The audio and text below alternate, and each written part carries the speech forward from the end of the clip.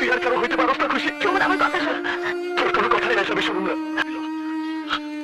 তুই না আমার বিয়ে কপি করছিলি, আমি তোরে নিতে আসতে খুশি।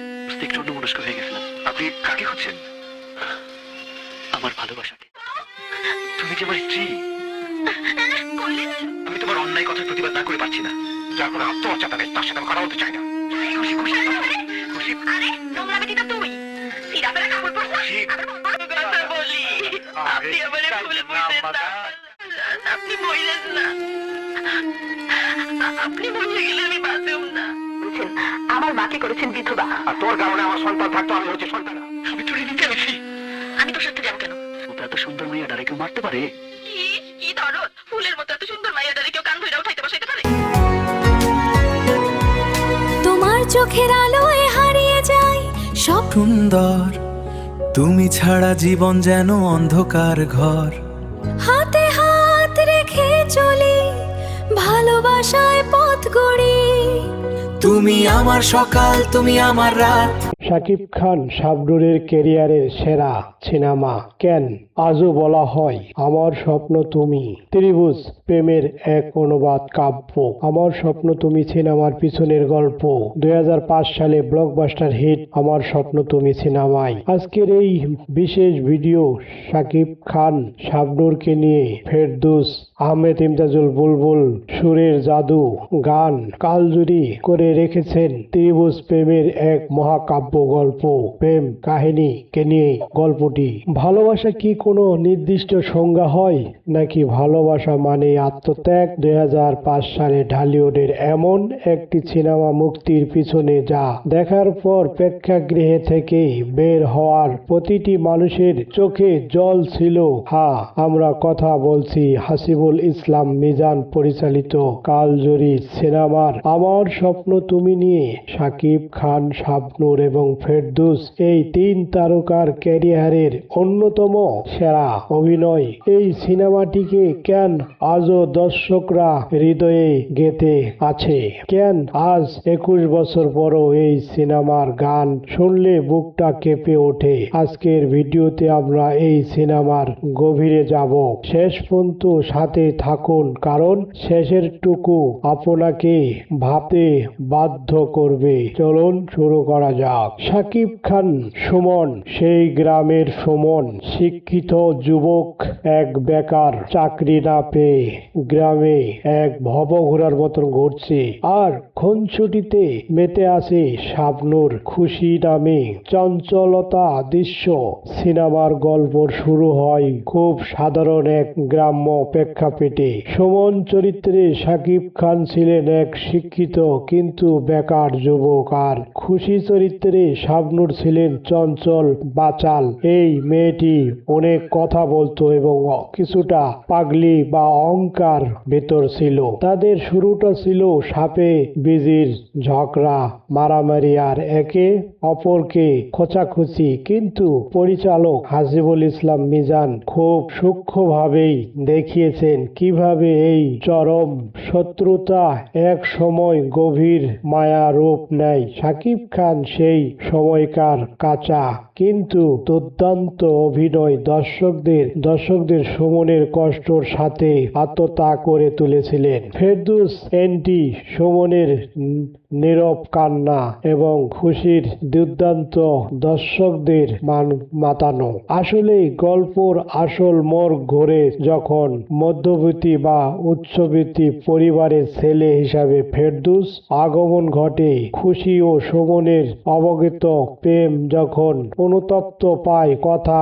ঠিক তখনই নিয়মিত তাদের সামনে এক কঠিন দেওয়াল তুলে দেয়। সিনেমার এই অংশটি দর্শকদের স্ক্রিনের সামনে ধরে রাখে একদিকে সুমনের নিঃস্বার্থ পাগলাট ভালোবাসা, অন্যদিকে ফেরদৌসের মার্জিত ও দায়িত্বশীল রূপ। খুশি কাকে বেছে নিবে, এই দুর্দান্ত পরিচালক প্রতিটি ফ্রেমে ফুটিয়ে তুলেছেন অসাধারণ ভাবে। আর জাদুকর সুরকার এবং গীতিকার আহমেদ আহমেদ ইমতাজুল বুলবুলের জাদুমাখা কণ্ঠে গান দিবসে তোমায় চাই এবং তোমার ওই মুখটায় হাসি গানগুলো ক্লিপ অডিও কিছুটা গানের পিছনে ব্যাকগ্রাউন্ড এবং গায়কের নাম স্ক্রিনে আসবে সেই সময়টি একটি পারফেক্ট রোমান্টিক ড্রামার জন্য প্রয়োজন কালজয়ী গান আর এই সিনেমার প্রাণ ছিল সঙ্গীত কিংবদন্তি সঙ্গীত পরিচালক আহমেদ ইমতাজুল বুলবুল এই সিনেমার জন্য যে সুরগুলো তৈরি করেছিল তা আজ আমরা এন্দ্র কিশোর এবং সাবিনা ইয়াসমিনের কণ্ঠে দিবসে তোমাকে চাই স্বপনে তোমাকে চাই তুমি ছাড়া আমার আর কেউ নাই এই এন্দ্র কিশোর এবং সাবিনা ইয়াসমিনের এই গানটি অনেক দুর্দান্ত হয়েছে এবং মনির খানের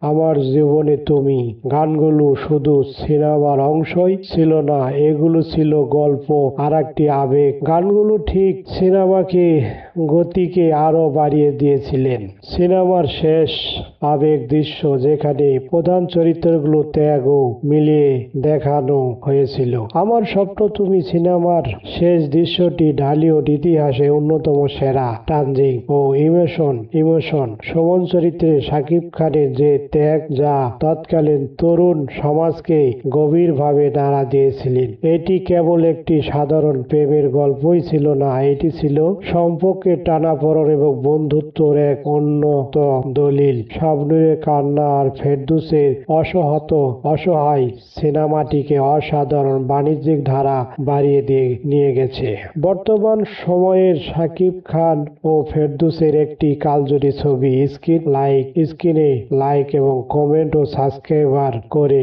আজ এত বছর পরও যখন আমরা সিনেমাটি দেখি আমাদের মনে হয় ইস গানটা যদি অন্যরকম হতো সুমনের ভালোবাসা যদি পূর্ণতা পেত এটাই এই সিনেমার সার্থক আপনারা যদি এই সিনেমাটি দেখে থাকেন তবে সুমনের ত্যাগ নাকি ফেরদৌসের দায়িত্ব কোনটি আপনার মন ছুঁয়েছে কমেন্ট করে আমাদের চ্যানেলটি সাবস্ক্রাইব করবেন এবং ভিডিওটি ভালো লাগে লাইক দিন এবং বন্ধুদের সাথে শেয়ার করে দিন এবং বাংলা সিনেমা এমন চমৎকার সব বিশ্লেষণ দেখা চ্যানেলটি সাবস্ক্রাইব করে রাখা দেখা হবে পরবর্তী ভিডিও ধন্যবাদ সকলকেই আবারও চলে যাচ্ছি দেখা হবে আর এক সময় আমার হাতে তুই যাবে নইলে আমি তোরে খুন করে ফেলাবো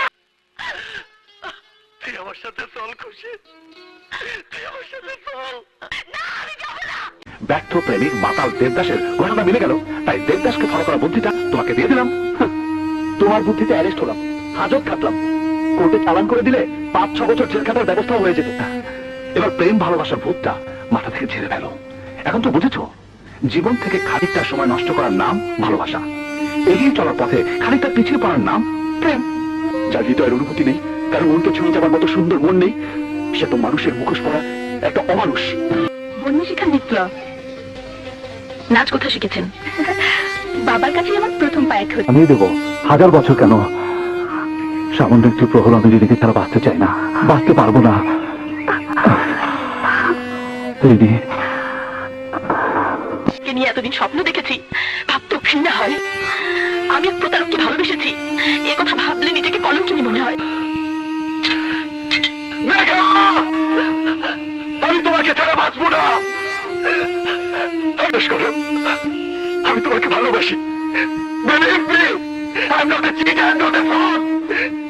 আমি প্রতারক নই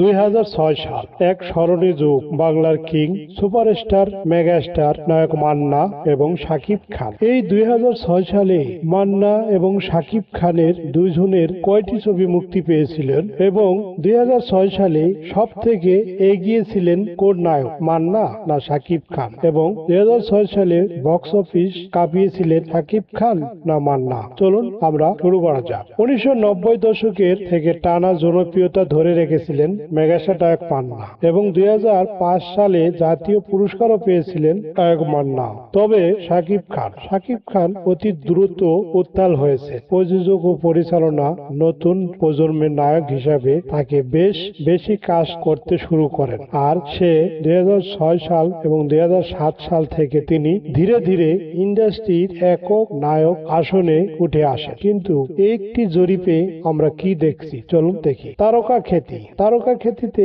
এগিয়েছিলেন মান্না, দীর্ঘ ক্যারিয়ারেও এগিয়েছিলেন মান্না, আর নতুন প্রজন্মের জনপ্রিয়তায় এগিয়েছিলেন শাকিব খান। ভবিষ্যৎ বাজার দখলেও এগিয়েছিলেন শাকিব খান। 2006 সালে সামগ্রিক অবস্থান মান্না এখানে সামান্য এগিয়েছিলেন আর খুব কাছাকাছি ছিলেন শাকিব খান। 2006 সাল বড় সুপারস্টার ছিলেন কিন্তু শাকিব খান এবং দ্রুত তারকা চ্যালেঞ্জ করেছিলেন। চলচ্চিত্র বিশ্লেষকদের মতে 2006 সালে ছিল মান্নার যুগের শেষ পর্ব এবং শাকিব খানের পূর্ণ আধিপত্য শুরু হয়। আগের সময় 2007 সালে থেকে 8 সালে থেকে শাকিব খান এককভাবে ইন্ডাস্ট্রি শীর্ষ নায়ক পরিণত হন। 2006 সাল চূড়ান্ত মূল্যায়ন স্টার পাওয়ার পর সম্মানিত দিক থেকে মান্না এগিয়েছিলেন। বাজার প্রজন্মের চাহিদা ও মুক্তিপ্রাপ্ত ছবির সংখ্যা অনুযায়ী শাকিব খান এগিয়েছিলেন। 2006 সালে শেষ দিকে ইন্ডাস্ট্রি ধীরে ধীরে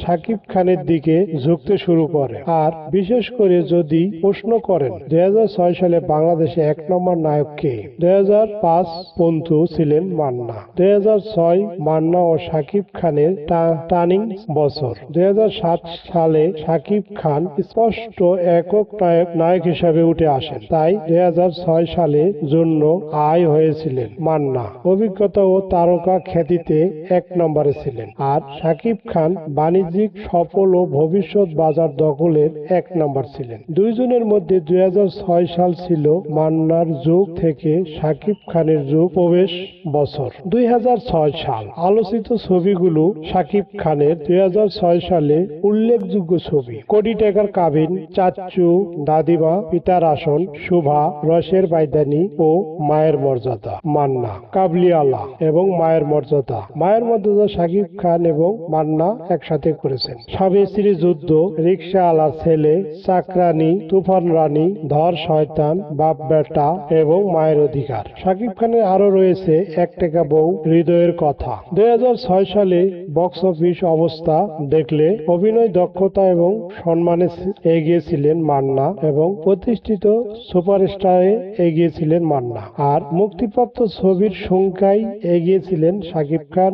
ব্যবসা সফল ছবিতেও এগিয়েছিলেন শাকিব খান। নতুন প্রজন্মের জনপ্রিয়তায় এগিয়েছিলেন শাকিব খান এবং গ্রামীণ দর্শকপ্রিয়তা এগিয়েছিলেন মান্না ও শাকিব খান। 2006 সালে শেষ ভাগে বাজার নিয়ন্ত্রণ করেছিল শাকিব খান। তাই 2006 সালে চূড়ান্ত আয়, তারকা খ্যাতি ও মায়ের মর্যাদা মান্না সব থেকে এগিয়েছিলেন। বাণিজ্যিক সফল ও বাজার দখলে শাকিব খান এগিয়েছিলেন। বিশেষ করে কোটি টাকার কাবিন ও চাচ্চু উন্নত হিট ছবির কারণেই চলচ্চিত্রের ইতিহাসের দৃষ্টিতে 2006 সালে অনেক মান্নার যুগ থেকে শাকিব খানের যুগে উত্থান বছর হিসাবে বিবেচনা করেছেন। 2007 থেকে 2008 সালে শাকিব খান এককভাবে ঢালিউডের শীর্ষ নায়ক হিসাবে প্রতিষ্ঠিত হন। আর এই হিসাবে এই ছবিগুলোর মধ্যে আপনার কোন ছবিটি সব থেকে বেশি ভালো লেগেছে এবং আপনার মতে কি মান্না এগিয়েছিলেন না শাকিব খান এগিয়েছিলেন? কমেন্টস করে অবশ্যই জানাবেন আপনাদের মূল্যবান মতামত। HK1 বাংলা মুভি চ্যানেল থেকে সকলকেই আবার ধন্যবাদ। বন্ধুরা কেমন আছেন? নিশ্চয়ই ভালো আছেন। আপনাদের মাঝে আমি নিয়ে আসলাম HK1 বাংলা মুভি। এই চ্যানেলটি বিনোদনমূলক একটি চ্যানেল। আর এই চ্যানেলে যদি আপনারা সাবস্ক্রাইবার এবং বেল আইকনটি বাজিয়ে রাখেন, আপনারা নতুন নতুন আপডেট নিউ ভিডিও দেখতে পাবেন। HK1 বাংলা মুভি এই চ্যানেলটি অবশ্যই আপনারা সাবস্ক্রাইবার করে রাখবেন এবং বেল আইকনটি বাজিয়ে রাখবেন। আপনাদেরকে অসংখ্য ধন্যবাদ।